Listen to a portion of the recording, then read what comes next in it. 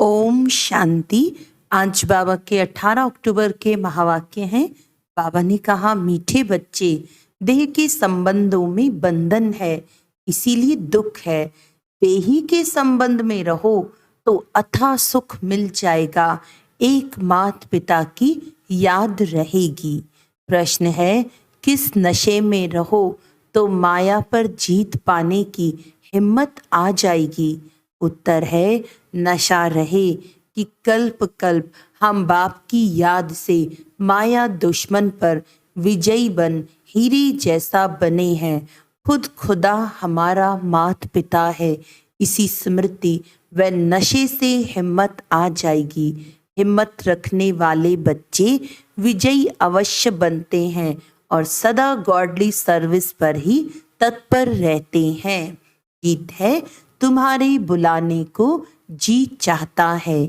ओम शांति। देवी देवताओं की पुजारी पारलौकिक माता पिता को याद तो करते ही आए हैं और भक्त भी जानते हैं हमको भक्ति का फल देने माता पिता को आना है जरूर। अब वे माता पिता कौन है, यह तो बेचारे जानते ही नहीं। पुकारते हैं, इससे सिद्ध होता है उनका संबंध जरूर है। एक होता है लौकिक संबंध, दूसरा होता है पारलौकिक संबंध। लौकिक संबंध तो अनेक प्रकार के हैं, काका चाचा मामा आदि आदि, यह है लौकिक बंधन। इसीलिए परमपिता परमात्मा को बुलाते हैं। यह तो बच्चों को मालूम है, सतयुग में कोई बंधन नहीं। बाप को बुलाते हैं कि हम अभी बंधन में हैं, आपके संबंध में आना चाहते हैं। भक्तों को याद करते हैं, हम अनेक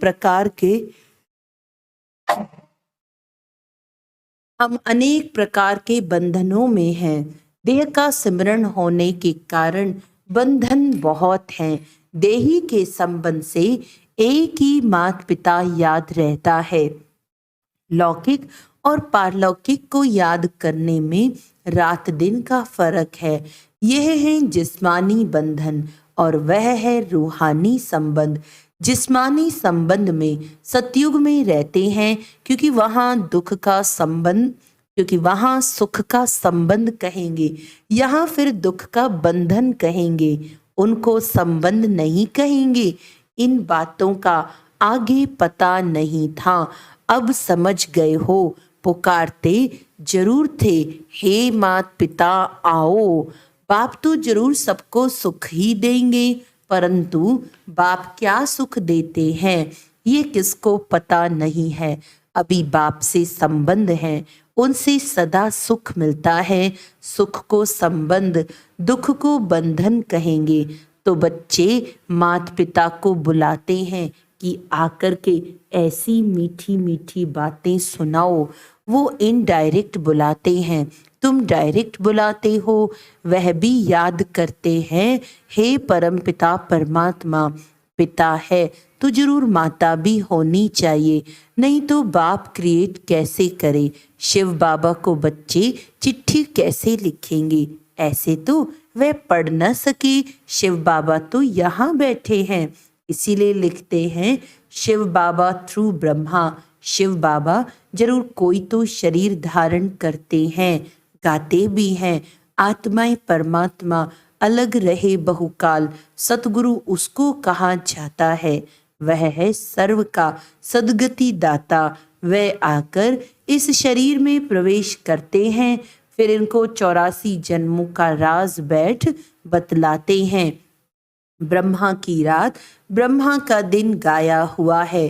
पहले है परमपिता परमात्मा रचता, ब्रह्मा विष्णु शंकर को रचते हैं।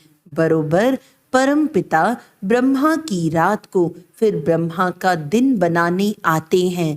प्रजापिता ब्रह्मा का दिन तो प्रजापिता ब्रह्मा कुमार कुमारियों का भी दिन हुआ। दिन कहा जाता है सतयुग त्रेता को, रात द्वापर कलयुग को। अभी तुम बच्चे आए हो बाप से स्वर्ग का वर्षा लेने, उनके लिए ही गाते हैं। तमेव माता श पिता तमेव, सखा रूप से हल्के रूप में आकर बहलते हैं।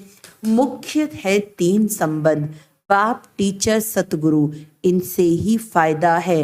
बाकी चाचा, काका, मामा आदि संबंधों की कोई बात नहीं। तो संपूर्ण बाप जो है वह आकर बच्चों को संपूर्ण बनाते हैं। 16 कला संपूर्ण तुम बन रहे हो। तुम अनुभवी हो, दूसरा कोई कैसे जाने। जब तक तुम बच्चों के संग में न आए तब तक वे कैसे समझ सकें। अब तुम जानते हो भक्ति मार्ग में भी बंधन है। याद तब करते हैं जबकि रावण रूपी 5 विकारों के बंधन में है। बाप का नाम ही है लिबरेटर। अंग्रेजी अक्षर बहुत अच्छा है। लिबरेट करते हैं मनुष्यों को। लिबरेट किया जाता है दुख से, माया के बंधन से लिबरेट करने आते हैं। फिर गाइड भी है, गीता में भी है। मच्छरों सदृश सबको वापस ले जाते हैं तो जरूर विनाश भी होगा। ये तो गाया हुआ है। ब्रह्मा द्वारा स्थापना, शंकर द्वारा विनाश कराते हैं। फिर जो स्थापना करते हैं उन द्वारा ही पालना भी होती है। अभी तुम तैयार हो रहे हो। नंबरवार पुरुषार्थ अनुसार देह के बंधन को बुद्धि से तोड़ना है। सन्यासी लोग तो घर बार छोड़ भाग जाते हैं। तुम गृहस्थ व्यवहार में रहती राजयोग सीखते हो। जनक का भी मिसाल है, वह फिर जाकर अणुजनक बना। बहुत बच्चे कहते हैं जनक मिसल हम अपनी राजधानी में रहते ज्ञान उठावें। अपने घर का तो हर एक राजा है ना। मालिक को राजा कहा जाता है। बाप है, उनकी स्त्री बच्चे आदि हैं। ये हो गई हद की रचना। क्रिएट भी करते हैं, पालना भी करते हैं, बाकी संहार नहीं कर सकते क्योंकि सृष्टि को तो वृद्धि को पाना ही है। सब पैदा ही करते रहते हैं। सिर्फ बेहद का बाप ही आते हैं जो नई रचना रचते हैं और पुरानी का विनाश कराते हैं। नई सृष्टि की स्थापना और पुरानी का विनाश सो तो ब्रह्मा विष्णु शंकर का रचयिता परम पिता परमात्मा ही करेंगे। इन बातों को तुम बच्चे अच्छी रीति समझते हो। बातें तो बड़ी सहज हैं। नाम ही रखा हुआ है सहज योग व याद। भारत का ज्ञान व योग नामी ग्रामी है। बाप अभी तुम बच्चों को दैवी मत देते हैं जिससे तुम सदैव हर्षित रहेंगे। माता पिता से ही नई सृष्टि की रचना होती है, यह तो सब जानते हैं। हमको खुदा ने पैदा किया। अभी तुम समझते हो खुदा कैसे आकर नई सृष्टि रचते हैं, नई सृष्टि एडॉप्ट करते हैं। माता पिता तो जरूर है, बाप है, फिर खुद ही इन द्वारा एडॉप्ट करते हैं। तो ये बड़ी माता हो गई। फिर पहले नंबर में सरस्वती को एडॉप्ट किया है। बाप ने इनमें प्रवेश किया है ना। ये मम्मा तो एडॉप्टेड है, तुम्हारे लिए तो माता पिता है, हमारे लिए पति भी हुआ तो पिता भी हुआ। प्रवेश कर अपनी वन्नी यानी युगल भी मुझे बनाया है और बच्चा भी बनाया है। यह तो बड़ी रमणीक बातें हैं जो सम्मुख सुनने की हैं। तुम्हारे में भी नंबरवार समझते हैं। अगर सभी समझते हो तो फिर समझावें। समझा नहीं सकते हैं तो गोया कुछ नहीं समझा। जड़ बीज से झाड़ कैसे पैदा होता है यह तो कोई भी झट बतला सकता है। इस बेहद के झाड़ का ज्ञान जब तक बाप न आकर समझाए तब तक कोई समझ नहीं सकते। तुम जानते हो हम बाप से राजयोग सीखकर वर्षा ले रहे हैं। ये बुद्धि में होना चाहिए। ये डबल संबंध है, वहाँ तो सिंगल संबंध रहता है। पारलौकिक बाप को याद नहीं करते, यहाँ वह संबंध है बंधन। तुम जानते हो हम इस समय उस बंधन में भी हैं। पिता के संबंध में अब आए हैं उस बंधन से छूटने के लिए। आजकल तो कितनी मतें हो गई हैं, आपस में लड़ते झगड़ते रहते हैं। पानी के लिए, धरनी के लिए भी लड़ते रहते हैं।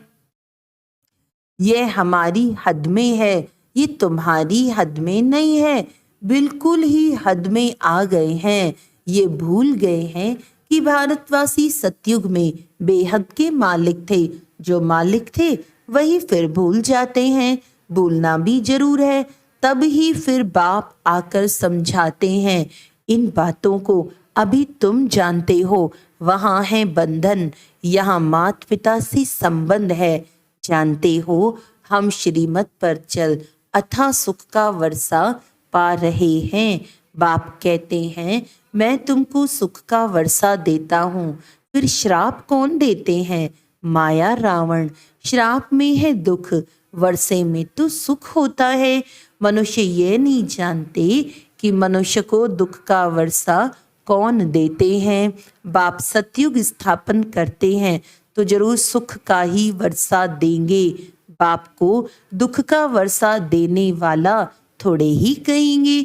दुख तो दुश्मन देते हैं, परंतु ये बातें कोई समझते नहीं। कहाँ की बात कहाँ ले गए हैं। कहते हैं लंका लूटी जाती है, सोना ले आते हैं। अब सोना कोई सिलोन में नहीं रखा है। सोना तो मिलता है खानियों से, कहाँ नदियों से भी मिलता है। बच्चे जान गए हैं ये अनादि वर्ल्ड ड्रामा है। तुम बच्चों की बुद्धि में नंबरवार पुरुषार्थ अनुसार बैठा है।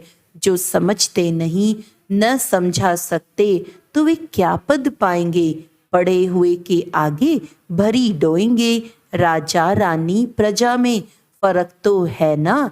जैसे ये मम्मा बाबा जाकर ऊंच पद पाते हैं, तुम भी पुरुषार्थ कर इतना पढ़ो जो मम्मा बाबा के तख्त पर बैठो। विजय माला का दाना बनो। टेम्पटेशन बहुत दी जाती है। राजयोग है ना, तुम राजयोग से राजाई तो प्राप्त कर लो। कम से कम पुरुषार्थ अनुसार प्रजा तो बनेंगे ही। हमेशा कहा जाता है फॉलो फादर। तुम बच्चे हो ना, वह फादर, फिर ये फादर, यहाँ फिर मदर भी है। नंबर 1 फॉलो कर रही है। तुम हो भाई बहन, बाप तो एक होना चाहिए। ओ गॉड फादर सब कहते हैं तो सब भाई बहन हो गए और जास्ती कोई संबंध नहीं। भाई बहन बस, और उन्हों का बाप दादा भाई बहनें तो बहुत है। बाप एक है, दादा भी एक है। एक प्रजापिता ब्रह्मा है, उनसे फिर रचना रची जाती है। तुम बहन भाई ही पद पाते हो नंबरवार पुरुषार्थ अनुसार। बाकी जाकर अपने अपने झाड़ में लटकेंगे। ठिकाना तो है ना जहाँ से फिर नंबरवार आते हैं। यहाँ है जीवन बंद। आत्माएं वहाँ से पहले पहले सुख में आती हैं, इसीलिए पहले जीवन मुक्त होती हैं। पहले पहले होती है स्वर्ग में भारतवासियों की जीवन मुक्ति। कितनी अच्छी अच्छी बातें बाप सुनाते हैं। मेरा तो एक सर्वोत्तम टीचर, दूसरा न कोई। कन्याएं कहेंगी मेरा तो एक शिव बाबा। कन्याओं को इसमें पूरा अटेंशन देना है। इस गवर्नमेंट के हो गए तो फिर ईश्वरीय सर्विस में लग जाना है। फिर आसुरी सर्विस कैसे कर सकती। हर एक के कर्म बंधन अनुसार राय दी जाती है, देखा जाता है। निकल सकती है वह नहीं। अच्छे शुरूढ़ बुद्धि है तो फिर ऑन गॉडली सर्विस ऑनली हो जाती है। तुम बच्चों की है गॉडली सर्विस, निर्विकारी बनाने की सर्विस। हम सेना हैं, गॉड हमको माया से युद्ध करना सिखलाते हैं। रावण सबसे जास्ती पुराना दुश्मन है, यह सिर्फ तुम ही जानते हो। तुम रावण पर विजय पाकर हीरे जैसा बनेंगे। बच्चों को वे हिम्मत वे नशा रहना चाहिए। मनुष्य तो लड़ते रहते हैं, सब जगह देखो झगड़ा ही झगड़ा है। हमारा कोई से झगड़ा नहीं। बाप कहते मुझे याद करो तो विकर्म विनाश होंगे, माया का वार नहीं होगा। फिर वर्षे को याद करो, यह भी किसको सुनाना पड़े ना, बाप का परिचय दे, उनसे बुद्धि योग लगाना है। वह हमारा माता पिता है, शिव बाबा है। तो बताओ तुम्हारी माता कौन सी है? यह भी कितनी गुह्य बातें हैं।